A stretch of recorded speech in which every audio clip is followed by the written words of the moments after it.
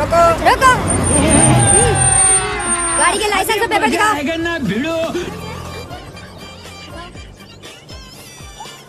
Paper और licence तो ठीक है, पर चालान कटेगा। क्यों?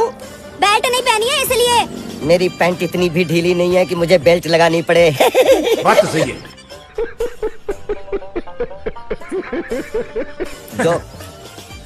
डॉन को सब कानून पता है और डॉन हमेशा कानून हाथ में लेता है, तोड़ता नहीं है।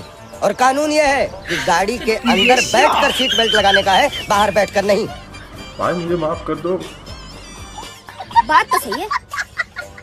जा कर रहे हो? बैंक लूटने।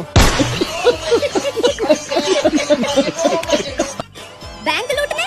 मैं कुछ समझी नहीं। अरे समझ जाओगी मैम, डॉन को समझना इजी से भी आसान है।